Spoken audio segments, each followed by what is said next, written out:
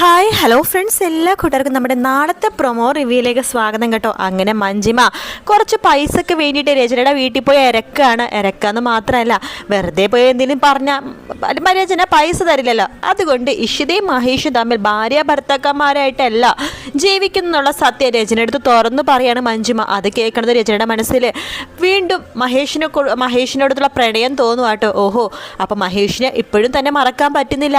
അതാണ് രചന മനസ്സിലാക്കുന്നത്. അങ്ങനെ രചന ഒരു 10,000 രൂപ എടുത്തിട്ട് നമ്മുടെ മഞ്ജിമക്ക് കൊടുക്കുന്നുണ്ട്. ഇനി എന്തെങ്കിലും ആവശ്യമുണ്ടെങ്കിൽ മഞ്ജിമ വന്നാൽ മതി കേട്ടോ എന്ന് പറയുമ്പോൾ തീർച്ചയായിട്ടും വരും രചന. പിന്നെ എനിക്ക് നിന്നോട് ഒരു കാര്യം കൂടി പറയാനുണ്ട്. എന്താ അത് എൻ്റെ തോന്നലല്ല, അതൊരു സത്യമാണ്.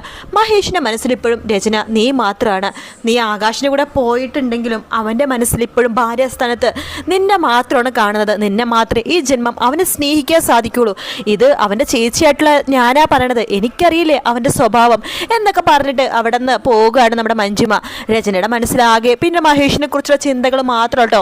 മഹേഷായിട്ട് ഒരുമിച്ച് ജീവിച്ചതും പിള്ളേരുണ്ടായതും മഹേഷ് തന്നെ ഒരുപാട് സ്നേഹിച്ചതും അവസാനം വിശ്വാസവഞ്ചന കാണിച്ചപ്പോൾ മഹേഷ് ചവിട്ടി പുറത്താക്കിയതെല്ലാം തന്നെ രചന ആലോചിക്കുന്നുണ്ട്. തൻ്റെ ഭാഗത്തെ തെറ്റ്. മഹേഷിനെ കുറച്ചൊരു സമയം കൊടുക്കുകയാണെങ്കിൽ മഹേഷ് നല്ല രീതിയിലായാനെ. തനിക്കും തൻ്റെ മക്കൾക്കും സുഖമായിട്ടും നല്ല സൗകര്യമായിട്ടും സന്തോഷമായിട്ടും ജീവിക്കായിരുന്നു. എല്ലാത്തിനും കാരണം താൻ തന്നെയാണ്. പക്ഷേ തനിക്ക് സമയം വൈകിട്ടില്ല, ഇനിയുണ്ട് സമയം. മഹേഷിൻ്റെ ഉള്ളിൽ എന്തായാലും ഇഷിതയില്ലെന്ന് ഉറപ്പാണ്. അതുകൊണ്ട് തന്നെ ഭാര്യാസ്ഥാനത്ത് താൻ മാത്രമേ ഉള്ളൂ മഹേഷിൻ്റെ ഇന്നടത്തോളം ജീവിതത്തിൽ. അപ്പോൾ അതുകൊണ്ട് മഹേഷിൻ്റെ മനസ്സിലേക്ക് വീണ്ടും ഇടിച്ചു കയറാൻ പറ്റും എന്നൊരു വിശ്വാസം രചനയിൽ വരികയാണ്. അങ്ങനെ രചനക്ക് അപ്പം തന്നെ മഹേഷിൻ്റെ സൗണ്ട് കേൾക്കാൻ വേണ്ടി തോന്നുന്നു കേട്ടോ. രചന അപ്പം തന്നെ മഹേഷിൻ്റെ മൊബൈലിലേക്ക് വിളിക്കുന്നുണ്ട്. മഹേഷ് ഓഫീസിലായിരിക്കും ആ സമയത്ത്. രചനയുടെ ഫോണാണല്ലോ വരുന്നത്. ഇനി ആദ്യയുടെ എന്തെങ്കിലും ആവശ്യത്തിന് വേണ്ടി വിളിക്കുകയാണോ, ഇനി ആദ്യമാണോ വിളിക്കേണ്ടത് എന്നറിയാൻ വേണ്ടി പെട്ടെന്ന് തന്നെ നമ്മുടെ മഹേഷ് ഫോൺ എടുക്കുന്നുണ്ട്. ഹലോ മോനെ എന്ന് പറഞ്ഞ് വിളിക്കുമ്പോൾ മോനല്ല, ഞാനാ രചനയാ. ഓ നീയോ, എന്താ നീ വിളിച്ചത്? മോൻ്റെ എന്തെങ്കിലും കാര്യം പറയാനാണോ? മോൻ്റെ കാര്യം പറയുകയാണെങ്കിൽ മാത്രം നീ എന്നെ വിളിച്ചാൽ മതി, അല്ലാതെ നീ എന്നെ വിളിക്കേണ്ട ഒരു കാര്യമില്ലെന്ന് പറയുമ്പോഴേക്കും രചന പറയണ്ടേ, മഹേഷ് എനിക്ക് മഹേഷിനോട് കുറച്ച് സംസാരിക്കണം. ഞാൻ ഇന്ന് ഫുള്ളും മഹേഷിൻ്റെയും എൻ്റെയും പഴയ കാലങ്ങളൊക്കെ ആലോചിക്കുകയായിരുന്നു. നീ അത് ആലോചിച്ചോ? നിന്നോട് ആലോചിക്കേണ്ടെന്ന് ആര് പറഞ്ഞു? നീ അതാ എത്ര വേണമെങ്കിലും ആലോചിച്ചോ. പക്ഷെ ഞാനൊരു കാര്യം പറഞ്ഞോട്ടെ, എനിക്ക് ആ പഴയ കാര്യങ്ങളൊക്കെ ഉണ്ടല്ലോ, അതൊക്കെ എൻ്റെ പഴയ ജീവിതം, അതായത് കഴിഞ്ഞ ജന്മത്തിലെ കാര്യങ്ങളായിട്ടാണ് എനിക്ക് തോന്നുന്നത്. ഈ ജന്മത്തിൽ അങ്ങനത്തെ ഒരു സംഭവമേ നടന്ന പോലെ എനിക്ക് തോന്നുന്നില്ല. അപ്പോഴേക്കും രചന പറയണ്ട, മഹേഷിൻ്റെ മുമ്പിൽ എത്ര നാടകം കളിച്ചാലും എനിക്ക് മഹേഷിനെ നന്നായിട്ട് അറിയാം. മഹേഷിന് ഈ ജന്മം ഈ രചനനെ മറക്കാൻ സാധിക്കില്ല എന്ന് നിന്നോട് ആരാടി പറഞ്ഞത്? നിന്നെ മറക്കാൻ സാധിക്കില്ലെന്ന് നിന്നെ ഞാൻ എപ്പോഴേ മറന്നു കളഞ്ഞു. എൻ്റെ മനസ്സിൽ ഒരു കോണിൽ പോലും നീയില്ല. എൻ്റെ ചിപ്പിമോളെ മുമ്പ് കാണുമ്പോൾ എനിക്ക് നിന്നെ ഓർമ്മ വരുമായിരുന്നു. പക്ഷേ ഇപ്പം അതുമില്ല. അതുകൊണ്ട് നീ അങ്ങനത്തെ വിചാരം എങ്ങാനും നിൻ്റെ ഉള്ളിലുണ്ടെന്നുണ്ടെങ്കിൽ നീ അത് കളഞ്ഞേക്ക്.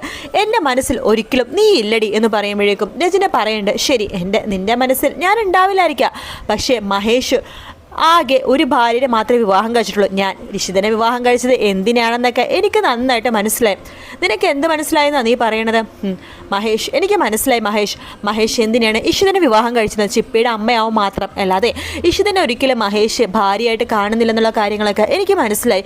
എന്തിനാ മഹേഷ് ഇനി എൻ്റെ മുമ്പിൽ നാടകം കളിക്കുന്നത്? മഹേഷിൻ്റെ ജീവിതത്തിൽ ഒരു ഭാര്യ മാത്രമേ ഉള്ളൂ, അത് ഈ രചനയാണ്. എന്താ ഞാൻ പറഞ്ഞത് സത്യമല്ലേ? ഇല്ല, സത്യമല്ല. അല്ല, നിന്നോട് ഈ കാര്യങ്ങളൊക്കെ ആരാ പറഞ്ഞത്? ഇതൊക്കെ പച്ചക്കള്ളമാണ്.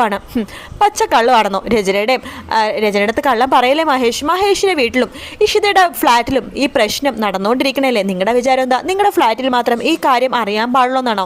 ഇതറിയാത്ത വേറെ ആരും ഈ നാട്ടിൽ ഇപ്പം ഇല്ല എന്നൊക്കെ പറഞ്ഞിട്ട് രചന ഫോൺ കട്ട് ചെയ്യാട്ടോ. മഹേഷിനും ആകെ ഒരു വല്ലാത്തൊരു ബുദ്ധിമുട്ട് തോന്നുകയാണ്. മഹേഷ് അപ്പം തന്നെ ഇഷിതനെ വിളിക്കുന്നുണ്ട്. ഹലോ, താൻ തിരക്കിലാണോ? ആ കുഴപ്പമില്ല മഹേഷ്. എന്താ? എന്നിപ്പോൾ രചന വിളിച്ചിരുന്നു. എന്താ കാര്യം? ആദിക്കെന്തെങ്കിലും? ആദിയുടെ കാര്യം പറയാൻ വേണ്ടിയിട്ടൊന്നുമല്ല, നമ്മുടെ കാര്യം അവൾ എങ്ങനെയോ അറിഞ്ഞിരിക്കുന്നു. രചനയോ? രചന എങ്ങനെ അറിയാനാ? അറിയില്ലടോ, അവൾ എന്തൊക്കെയോ എന്നോട് പറഞ്ഞു. എനിക്ക് ദേഷ്യം വന്നു. അവൾ പറയുന്നു നമ്മുടെ കാര്യങ്ങൾ ഇപ്പോൾ ഫ്ലാറ്റിൽ ഏറെക്കുറെ ആൾക്കാർക്ക് അറിയാമെന്നാണ് പറയണത്. ഓ, രചന അറിഞ്ഞല്ലേ? അപ്പം എന്തായാലും എൻ്റെ ചേച്ചിയുടെ അമ്മായിയമ്മ മനസ്സിനെ അമ്മയമ്മ സത്യം അറിഞ്ഞിട്ടുണ്ടാവും. അവർക്കൊക്കെ സന്തോഷമായിട്ടുണ്ടാവും, കൂടെ പേടിയും.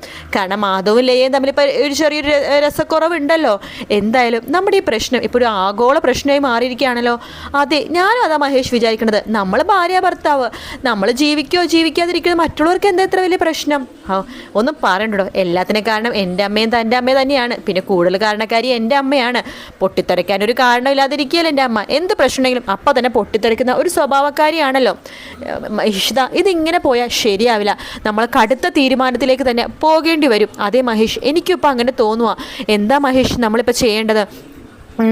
നമുക്കൊന്ന് ആലോചിക്കാം എന്നൊക്കെ മഹേഷ് ഇങ്ങനെ പറയാട്ടോ. അങ്ങനെ ശേഷം ഇഷിത തിരിച്ച് വീട്ടിലേക്ക് വരുമ്പോഴേക്കും അവിടെ നമ്മുടെ ഇഷിതനെ കാത്തിരിക്കുകയാണ് രചന കേട്ടോ. രചന പറയണ്ടോ, നീയും മഹേഷ് തമ്മിലുള്ള രഹസ്യങ്ങളൊക്കെ ഇപ്പം നാട്ടിലെ പാട്ടാണല്ലോ. എന്തൊക്കെയാണ് നിങ്ങളുടെ അഭിനയം? മഴയത്ത് കുളിച്ച് നിൽക്കുന്നു, റൊമാൻറ്റിക്കായിട്ട് സംസാരിക്കുന്നു, ഉമ്മ കൊടുക്കുന്നു, പരസ്യമായിട്ട് കെട്ടിപ്പിടിക്കുന്നു, എല്ലാം അഭിനയമാണല്ലേ? സത്യം പറയണേ, മഹേഷിന് ഇപ്പോഴും എന്നെ മറക്കാൻ പറ്റുന്നില്ല. അതല്ലേ സത്യം? നീയും മഹേഷും ഒരുമിച്ചാണല്ലോ കിടക്കണത്. കിടക്കുന്ന സമയത്ത് ഉറക്കത്തിൽ എപ്പോഴെങ്കിലും മഹേഷ് എൻ്റെ പേര് പറയാറുണ്ടോ? പറയടി, എൻ്റെ പേര് പറയാറുണ്ടോ? ദേ രചന, നീയേ സത്യങ്ങൾ അറിഞ്ഞു മുതലെടുക്കരുത് കേട്ടല്ലോ. ഞാൻ മുതലെടുക്കൂടി, നീ നോക്കിക്കോ ഇനിയിപ്പോൾ എന്തൊക്കെയാ സംഭവിക്കാൻ പോണേന്ന് എന്നൊക്കെ രചന പറഞ്ഞിട്ട് അവിടെ നിന്ന് അങ്ങ് പോകുക കേട്ടോ. ശേഷം മഞ്ജിമ ഈ കാര്യങ്ങളൊക്കെ തന്നെ സ്വപ്നം എടുത്ത് പറയുന്നുണ്ട്. അതേ അമ്മേ, ഞാനൊരു കാര്യം ചോദിച്ചോട്ടെ? എന്താ? അല്ല, ആ രചന പഴയ സ്വഭാവമൊക്കെ തിരുത്തിയിട്ട് വീണ്ടും അമ്മയുടെ മരുമകളായിട്ട് ഇവിടെ വരികയാണെങ്കിൽ അമ്മയുടെ അഭിപ്രായം എന്താ? അവളെ വെട്ടിക്കൂട്ടി കൊല്ലും ഞാൻ എന്ന് പറയാണ്. അമ്മേ, അങ്ങനെ പറയലേ, അവൾക്കൊരു തെറ്റുപറ്റി. പക്ഷെ ആ തെറ്റിൽ അവൾ ഒരുപാട് പശ്ചാത്തപിക്കുന്നുണ്ട്. അവളുടെ മനസ്സിലെപ്പോഴും മഹേഷ് തന്നെയാണ്, മഹേഷിൻ്റെ ഉള്ളിലും അവൾ തന്നെയാണെന്ന് അമ്മയ്ക്ക് ഇതുവരെ മനസ്സിലായില്ലേ? അമ്മേ, അവരൊരുമിച്ച് ജീവിക്കട്ടെ. നോക്ക്, അവൾ ഇങ്ങോട്ട് വരുവാണെങ്കിൽ ഇഷിത ഓട്ടോമാറ്റിക്കലി ഇവിടെ നിന്ന് പോകും. അങ്ങനെയാണെങ്കിൽ രണ്ട് പേരക്കുട്ടികളും അമ്മയുടെ അച്ഛൻ്റെ കൂടെ തന്നെ ഉണ്ടാകും. അമ്മ എന്തു പറയുന്നു? രചനയെ നമ്മൾ കണ്ടില്ലെന്ന് അടിച്ചാൽ മതി. അത് നീ പറഞ്ഞ ശരിയാ. പക്ഷേ അവൾ ചെയ്തതൊന്നും ഞാൻ മറക്കാൻ പറ്റില്ലടി. മഹേഷ് ഒരിക്കലും മറക്കില്ല. അവൾ ഒരിക്കലും മഹേഷ് സ്വീകരിക്കില്ല. അതൊക്കെ അമ്മയുടെ തോന്നല. ചിപ്പിയും ആദ്യം ഒറ്റക്കാര്യം നിന്നിട്ട് ഈ ആവശ്യം പറയുകയാണെങ്കിൽ മഹേഷ് സമ്മതിക്കും. ഇഷിത അപ്പോൾ തന്നെ പോയിക്കോളും എന്ന് പറയണം. ഇതൊക്കെ നടക്കോ? എനിക്ക് തോന്നണമെന്നില്ല. ഇഷിത അവളുടെ ജീവിതത്തിൽ നിന്ന് പോകുമെന്നൊന്നും എനിക്ക് തോന്നണില്ല. പിന്നെ നീ പറഞ്ഞല്ലോ രചന വരുന്ന കാര്യം. അങ്ങനെ രചന വന്നാലും ചിപ്പി രചനനെ അംഗീകരിക്കുന്നു നിനക്ക് തോന്നുന്നുണ്ടോ? ഇഷിതേനെ മറക്കുമെന്ന് നിനക്ക് തോന്നുന്നുണ്ടോ?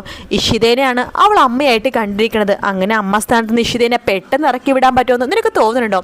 അമ്മേ, അവൾ ജനിച്ചപ്പോൾ ഒരു 5 വയസ്സ് വരെ അവൾ ആരെയാ അമ്മയെന്ന് വിളിച്ചത്? രചനേനെയല്ലേ? ഇഷിതനെ ഇപ്പോൾ കാണുന്ന തുടങ്ങിയിട്ട് എത്ര നാളായി? കൂടി വന്നാൽ ഒരു 6 മാസം. അമ്മേ, അതൊക്കെ വലിയ ബന്ധമാണ് അമ്മേ. അതൊക്കെ പോകും അമ്മേ. രക്തബന്ധം മാത്രമേ നിലനിൽക്കുള്ളൂ. അത് നീ പറഞ്ഞാൽ ശരിയാ, രക്തബന്ധങ്ങൾ മാത്രമേ നിലനിൽക്കുള്ളൂ. അതുകൊണ്ട് നീ ഇപ്പം എന്ത് ചെയ്യണമെന്നാണ് പറഞ്ഞത്? അമ്മ ഒന്നും ചെയ്യണ്ട, ഞാൻ ചെയ്തോളാം എന്ന് പറയാണ് നമ്മുടെ മഞ്ജിമ കേട്ടോ.